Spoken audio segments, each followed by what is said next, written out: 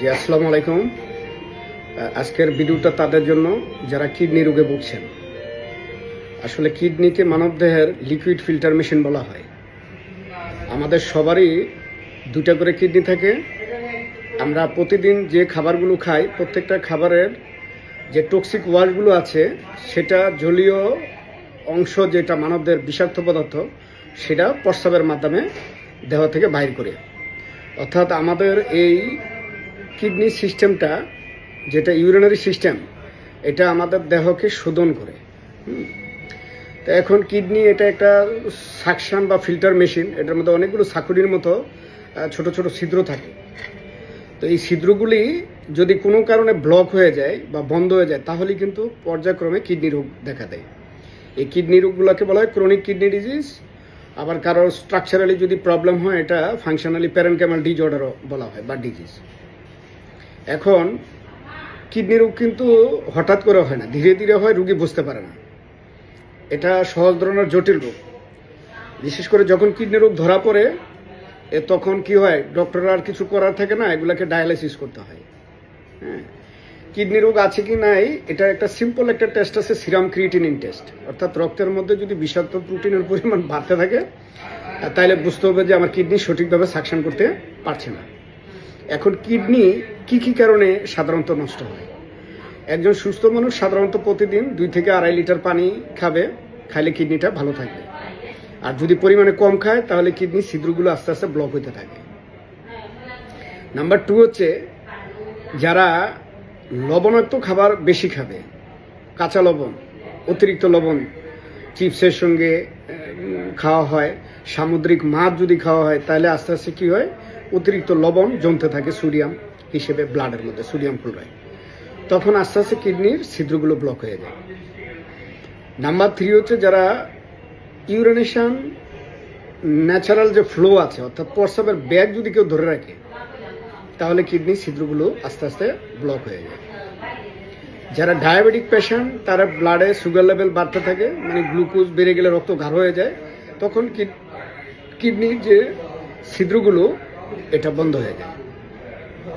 যারা হাইপার টেনশনের রোগী, তাদের কিডনি আস্তে আস্তে নষ্ট হয়, কারণ কোলেস্টেরল লেভেল যখন বাড়তে থাকে রক্তের, তখন কিডনির ছিদ্রগুলো আস্তে আস্তে ব্লক হতে থাকে চর্বি দ্বারা। কারো রক্তে যদি টক্সিক ওয়াশ থাকে, ব্লাডের মধ্যে সাধারণত lead, cadmium, mercury, nicotinamide, pesticide, arsenic, এরকম বিভিন্ন বিষাক্ত পদার্থ রক্তে যখন জমতে থাকে, তখনও কিন্তু কিডনি ছিদ্রগুলো ব্লক হয়। এক্ষেত্রে রোগীর কিছুটা অ্যালার্জি, চুলকানি সিমটমগুলো দেখা দেয়, প্রচুর পরিমাণে, সহজে ভালো হইতে চায় না। তো কিডনি আমরা যে কারণে হয়, ব্যথার ওষুধ খেলে কিন্তু কিডনি নষ্ট হতে পারে। আবার বিশেষ করে যাদের অত্যাধিক তিতা জাতীয় বা টক জাতীয় খাবার খায়, এতেও কিন্তু কিডনির উপরে এফেক্ট পড়ে। অতিরিক্ত অক্সালিক অ্যাসিড সমৃদ্ধ খাবার, যেমন যে কামরাঙ্গা বা করম চা, এগুলি খেলেও কিডনিতে ডাইরেক্ট এফেক্ট করতে পারে। যারা দীর্ঘদিন ধরে হাই প্রেশার রোগে ভুগছেন, তাদের কিডনি নষ্ট হতে পারে। যারা দীর্ঘদিন ধরে ডায়াবেটিস রোগে ভুগছেন, তাদের কিডনি নষ্ট হতে পারে। যারা দীর্ঘদিন ধরে আর্থ্রাইটিস রোগে ভুগছেন, মানে ব্যথার রোগী, তাদের রোগের কারণে কিডনি ড্যামেজ হতে পারে। এছাড়াও অনেক ওষুধের সাইড এফেক্টের কারণে কিডনি ড্যামেজ হতে পারে। বিশেষ করে বাজারে যত অ্যান্টিবায়োটিকগুলো আছে, ডায়াবেটিক্সের ওষুধগুলো আছে, ব্যথার ওষুধ আছে, প্রত্যেকটা ওষুধই কোনো না কোনো সাইড এফেক্ট আছে। যেহেতু কিডনি এগুলোকে মেডিসিনের টক্সিক ওয়াশগুলো অ্যাবজর্ব করে বাইর করতে হয়, সুতরাং কিডনির উপরে প্রেশার পড়ে, তখন কিডনিতে সাইড এফেক্ট হয়। এখন আমাদের কি কি লক্ষণ দেখা দিবে, আমার কিডনি রোগ আছে কিনা আমি কিভাবে বলবো? যারা কিডনি ডিজঅর্ডার আছে, তাদের প্রথম সমস্যা হবে প্রস্রাবের সমস্যা হবে, মানে ইউরিনারি ট্র্যাক্ট ইনফেকশন হবে, প্রস্রাবে দীর্ঘদিন ধরে ইনফেকশন থাকবে, মূত্র নালীতে ইনফেকশন থাকবে। তাদের যারা দীর্ঘদিন ধরে কিডনিতে ভুগবে, তাদের প্রস্রাব ঘন ঘন হবে, প্রস্রাবের ব্যাগ ধরে রাখা যাবে না, প্রস্রাবে বার্নিং সেন্সেশন হবে, জ্বালা পোড়া ব্যথা হবে, হ্যাঁ, ফোটায় ফোটায় পড়বে, খুব দুর্গন্ধযুক্ত প্রস্রাব হবে, হ্যাঁ, বডিতে ফ্লুইড ইমব্যালেন্স হবে, ফলে হাতে পায়ে একটু পানি জমতে পারে। তো মানবদেহে যখন কিডনির সমস্যা দেখা দেয়, চোখের নিচে প্রথমে একটু পানি জমাটা বোঝা যায়, লক্ষ্য করা যায়।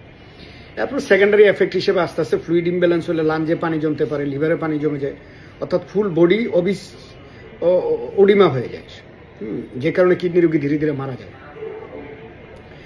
এখন কিডনি রোগের সাধারণত ফোমিং ইউরিনেশন হয়, তাদের সাধারণত প্রস্রাবের সঙ্গে ফোম হবে, সরিষার দানার মতো ছোট ছোট।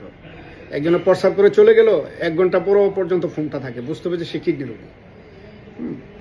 আর কিডনি সিরাম ক্রিয়েটিনিন টেস্টটা একটু করার জন্য প্রাইমারি লেভেলের একটা টেস্ট আছে, এছাড়া আরো অন্যান্য টেস্টও আছে।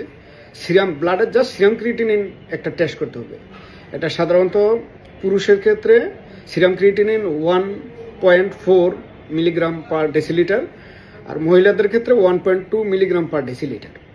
এটা যদি আস্তে আস্তে বেড়ে 2, 3, 4, 5, 6, 7, 8, 10, 11, 12, 14 বাড়তেই থাকে, যার যত বেশি সমস্যা বুঝতে হবে যে তার কিডনিতে তত বেশি প্রবলেম, অর্থাৎ সিরাম ক্রিয়েটিনিন লেভেল বেশি দেখলে এটা একটা ধারণা করা যায়। তো এখন করণীয় কি? আমাদের গতানুগতিক যে চিকিৎসা পদ্ধতি, সিরাম ক্রিয়েটিনিন যাদের বেড়ে যায় তাদের কিডনির জন্য অ্যালোপ্যাথিতে কিছু মেডিসিন আছে, সাধারণত ওই যে ক্যালসিট্রল, রোকালট্রল, ডাইক্যালট্রল, বাজারে এই নামে কিছু ওষুধ পাওয়া যায়, সুডিকার্ব আছে। অথবা রুগীর ইমার্জেন্সি, যেহেতু কিডনি রুগীর ব্লাডের হিমোগ্লোবিন কমে যায়, তাদেরকে ব্লাডের সিরাম দিতে হয় বা ব্লাড দিতে হয় সরাসরি। তো এইভাবে করে নতুবা হিমোগ্লোবিন জিরোই কিন্তু রুগীটা মারা যেতে পারে। এটা অনেক জটিল কমপ্লিকেটেড সিচুয়েশন হয়। আর ফাইনালি ডায়ালাইসিস করতে হয়। যত কমপ্লিকেটেড কিডনি রুগী আছে তাদের ডায়ালাইসিস করতে হয়।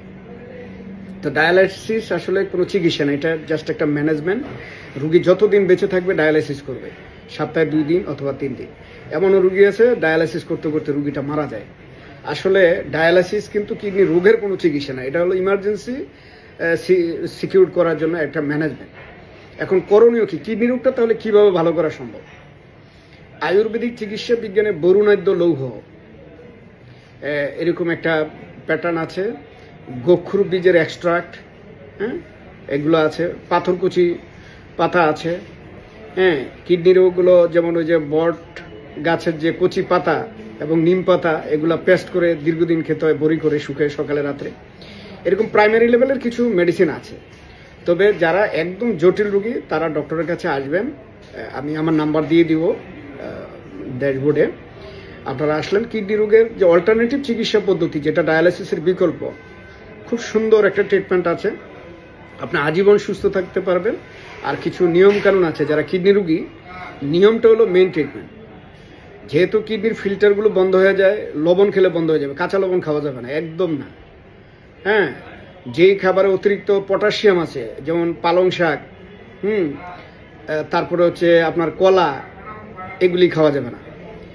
যারা কিডনি রোগী তারা 1 থেকে 1.5 লিটারের বেশি পানি খাওয়া যাবে না, কারণ বডিতে এমনি ফ্লুইড বেশি। অতিরিক্ত পানি খেলে শরীর, বিশেষ করে লাঞ্জে পানি জমে যেতে পারে, আমাদের লিভারে বিভিন্ন অ্যাসাইটিস হতে পারে, হাতে পায়ে পানির পরিমাণ বেড়ে যেতে পারে। যারা কিডনি রোগী, আমরা প্রথমে বললাম যে তারা বিশেষ করে যত রকমের রিচ ফুড আছে, যেগুলো হজমে খুব সমস্যা হয়, অতিরিক্ত যে প্রোটিন, দানাদার প্রোটিন, এগুলি খাওয়া যাবে না।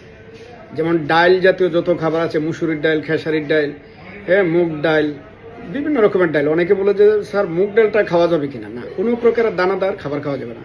সিমের বিচি, মটরশুঁটি, এরকম দানাদার প্রোটিন, বাদাম, চীনা বাদাম, কাঠবাদাম, পেস্তা বাদাম, কোনো রকমের বাদাম বা প্রোটিন জাতীয় খাবার খাওয়া যাবে না। তো যারা কিডনি রোগী, ব্যথার ওষুধ তো একটা সিম্পল প্যারাসিটামল খেলেও ডক্টরের পরামর্শ ছাড়া খাওয়া যাবে না। ঠিক আছে? একজন কিডনি রোগী যদি নিয়ম মেনে চলে, তাহলে কিন্তু সে আস্তে আস্তে সুস্থ হয়ে যাবে। আর আজকে যারা, বিশেষ করে যারা কিডনি রোগী, এই আজকের এই অনুষ্ঠানটা বা বক্তব্যটা শুনে যদি মনে করেন যে আপনার উপকার হয়েছে, তাহলে অবশ্যই ভিডিওটা শেয়ার করে অন্যকে জানার সুযোগ করে দিবেন। তো ধন্যবাদ সবাইকে, আপনারা সবাই ভালো থাকবেন। আসসালামু আলাইকুম।